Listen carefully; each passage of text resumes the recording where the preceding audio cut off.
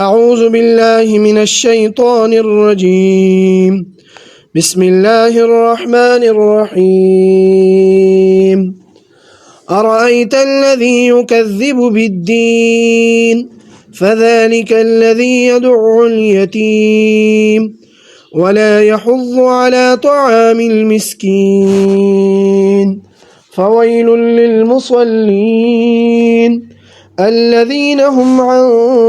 صلاتهم ساهون الذين هم يراءون ويمنعون الماعون. أرأيت آياتاسو قتليو الذي کستا یکذبو چکمبا دروغجن کولو یکذبو چکمبا دروغجن کولو بالدینی دینو فذالک الذی پس اماغ کستے یدعو الیتیم چکم دوکا ورکی یتیم کسلا یتیم ماشوم لا چکم دوکا ورکی یتیم لا ولا يحض او ترغیب نورکی علی طعام المسکین پا مسکینانو باندې خوراک کولو د پاره چې دیغه ترغیب نورکی. فویل للمصلین بس هلاکت دے منزگزارو د پاره الذین هم آغا منزگزار عن صلاتهم چې د خپل منځونو ساهون غافلوي الذین هم یراؤون او هاغا کسان چې کوم ریاکاری کوي خود نه کوي ويمنعون او منع کول کوي ماعون د استعمال د سیزونو. د دې صورت نوم ماعون دی. اخیری آیت کریمه کې اخیری لفظ چې کوم دی هغې نه دا ټکی اخیستی شوی دی. د دې نه اول چې دی 14 سورتونه نازل شوي دي او دا د نازلېدو په اعتبار سره 19 نمبر سورت دی. د دې یو رکوع او آیاتونه دي. د قیامت منکر چې دغه مخکې او نن سبا وخت کې ډیر زیات دي چې کوم خلک د قیامت انکار کوي او وایي قیامت اړو حقیقت شته دی نه چې دا براشي او کنه، او چې کوم خلک زبانی طور باندې د قیامت قایلی دا غي اړو تیاری نیوي، لکه کم خلک چې وای چې قیامت خو برحق دی راتلون کې دی خو اسی په جبه وای هغه ولاړو سه تیاری کینا. دنیا امتحان چې دی دا د آخرت په مقابله کې د یو لوب حیثیت هم نه لري، مګر مونږ د دنیا د امتحاناتو د پاره څومره زیات تیاری نکوو چې زما پرچه د یا زما امتحان دی دا یادول غواړي دا کول غواړي یا زما انټرویو د چې زاغي د پاره تیاری وکما، خو د اخرت د تیاری غم مونږ سره نشته دی. یو کس راغو رسول الله صلی الله علیه وسلم ته ویلی متساعه حضرت دا راته ووایه چې قیامت به کله راځي. رسول الله صلی الله علیه وسلم ورته وفرمایل ما اعددت لها تا دې د پاره څه تیاری کړی دی. هغه سر ټیټ کو او ویلی چې حضرت صرف فرض منځونه زه کومه، فرض روجی نیسمه، نفلی منځونه او د نفلی روجو توفیق زما نشته دی، مګر دومره خبره زه کولی شم چې احب الله ورسوله زما الله تعالی سره او د هغه رسول سره ډیره مینه ده. نن مونږ سره چې دی څومره مونږه خلکو کې څومره خلک داسې دي چې هغه د فرض منځونو چې دی پابندي کوي او هغه به څومره خوش قسمته وي که هغه سړی وي او که ښځې وي چې هغه څنګه بالغ شوي وي او مور او پلار ورته چې د مونږ دغه کړي واغې نو رستو هغه یو منظم نی قضا کړي او یا چې د چانه منځونه پاتې شي او هغه داغي قضا هغه پوره کړی وي زما په خیر چې په زرګاو کسانو کې بچته یو خوش قسمت داسي وي چې هغه بچ دی یا خو د بلوغت نه رستو زر تر زره مو شروع کړی یو مزبونه نی قضا او که قضا شوی مې داغي به قضا وروړي وي او دا خبره یاد وساتئ چې موږ چې کوم دی دا لکه چې ته توبه وباسې نو ستاغه ګناه صرف معاف شو تا ته موږ نه معاف کیږي ته به چې دی موږ به لازمي کې لکه مثال کې تور باندې چې دلته ما یو کس له چې دی لږې روپۍ ورکړي او هغه ما سره نیټه کې خو چې یاره زه به چې دی دا تاله په یوې میاشته کې دا پیسې واپس کومه او هغه ور باندې به 3-4 میاشتې تیریږي نو زه به داغه دا کوتاهي خو به معاف کما چې امانه معافي غواړي چې یاره خیر دی ما معاف کړه 3-4 میاشتې چې زه لیټ شوم دا خو به زه معاف کوم خو خپل روپۍ خو ورته نه معاف کوم کنه نو دغه شان منظم دی چې الله تعالی بس تاسو دا ګناه معاف کړي چې یاره تا په وخت باندې منځ نه کو خدا نه معاف کوي چې یاره تاړو موږ پرې دی خو بالکل چې ما توبه وکړه به زمان نه موږ نه موږ داسې نه معاف کی موږ به لازمي کې چې تا ته د منځونو د واپس کولو طریقه نه معلومه نو بس ته چې د هم داسې موږ کوه نیت تړه یا الله پاکه چې سحر موږ سره یو موږ کوه ماسپښین موږ سره یو موږ کوه صرف فرض کوه سنت نه او وترم چې دی کوه د دیم چې دی قضایي شته دی نو داسې چې دی انسان خپل منځونه چې دی برابر کی او هر کس له پکار دی چې دا برابر کی الله تعالی فرمایي رأیت الذی آیتا قتل دی آغا کس یکذب بالدین چې کم تکذیب کوي جټلاوي دین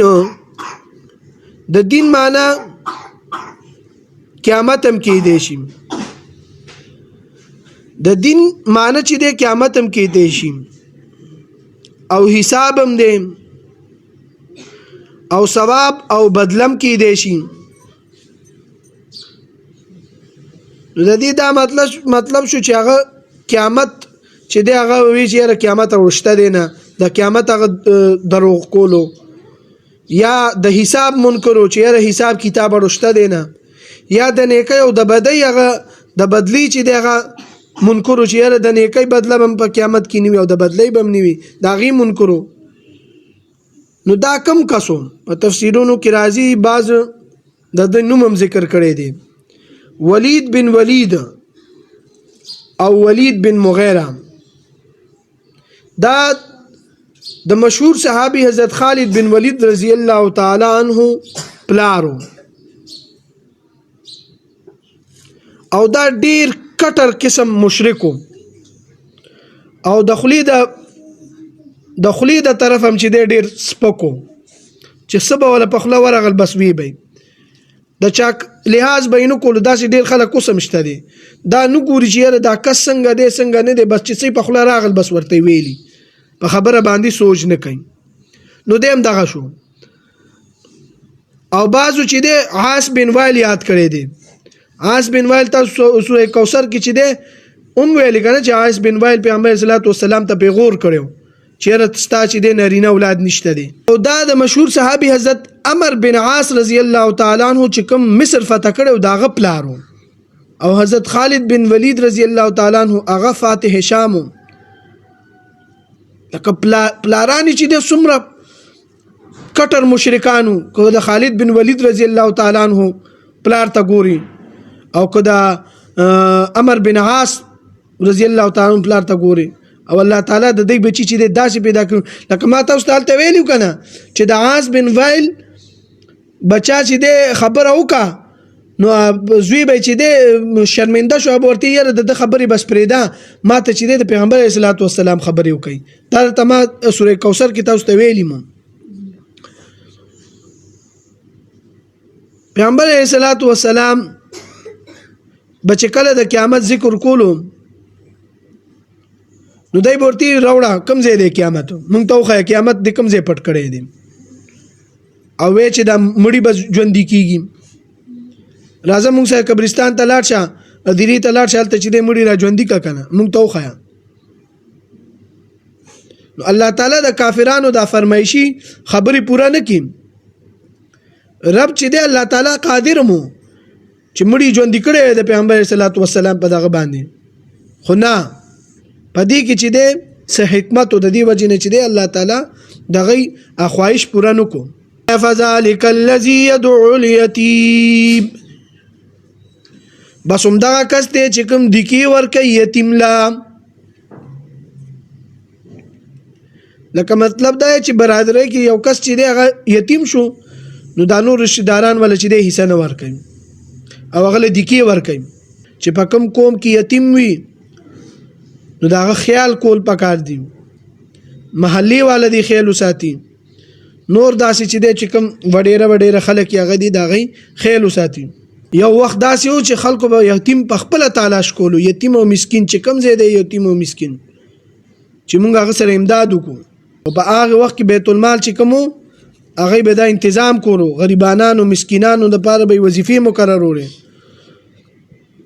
او مسلمانانو په خپل چې د خیال ساتلو. حضرت عمر بن عبدالعزیز په دور خلافت کې داسې وخت راغو چې د زکات اغشتو والا څوک پاتې نشو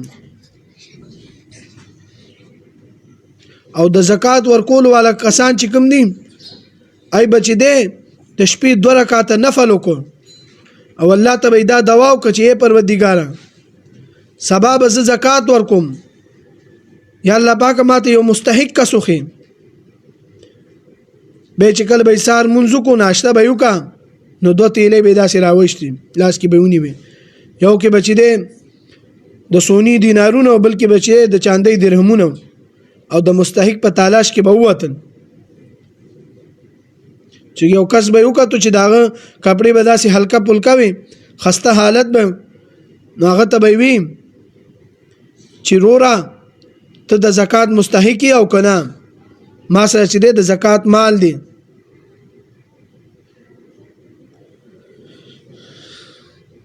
نو هغه ورته ویلي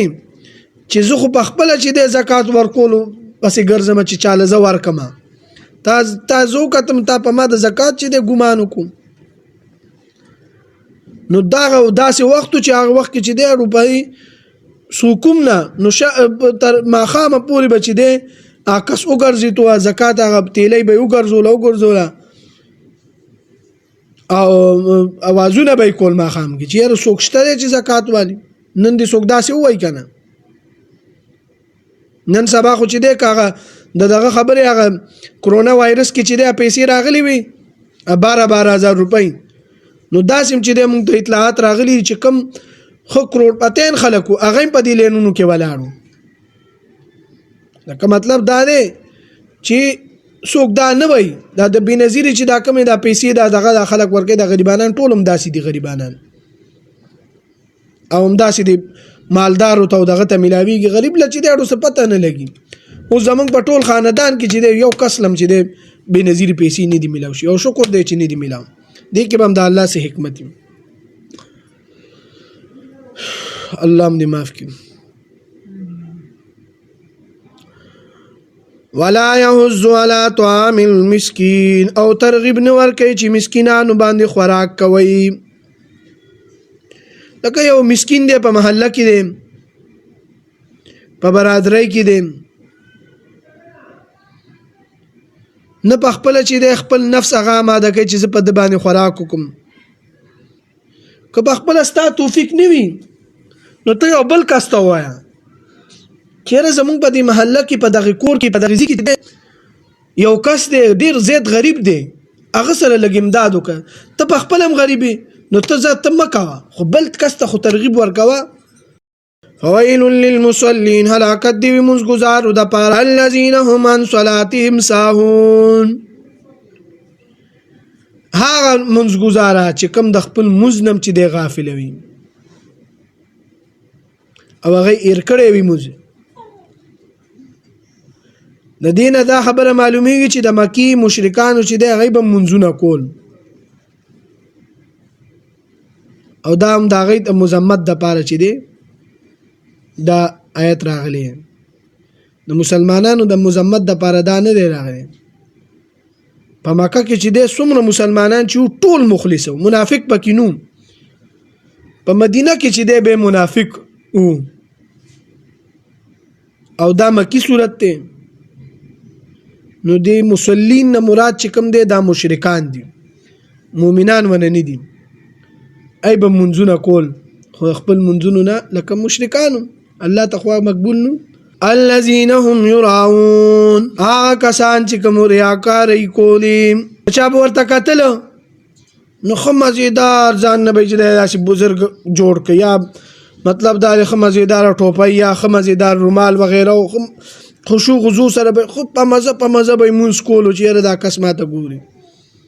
او چې چا به نه کول نه ورته کتل بس پروا به نه نو دا موږ خو به د الله د پاره نه دی کنه دا خو د دکلاوی د پاره دی دا خو د خودن د پاره ويمنعون الماعون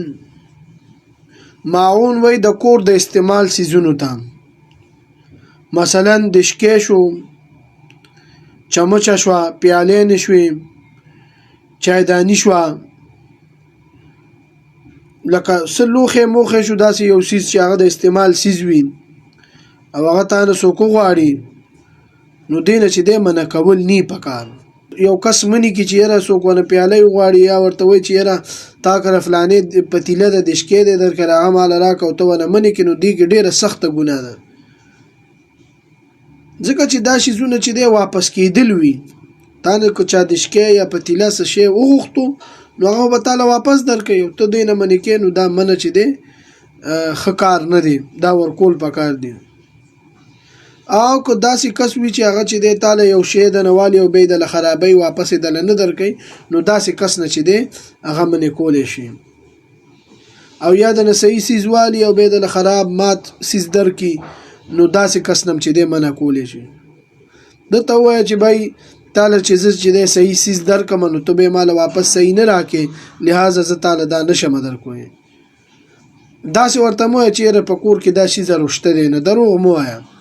او دیانتداري نه کار اخلا او ورته منی که صفه منه خبره ورته کو چې به ز تعالی در کوم او ته چې دی به هغه سیس چې دی په صحیح طریقه مال واپس نه راکې نو ځکه لہذا ز تعالی دا نشم در کولې الله تعالی دې زموږ حفاظت وکړي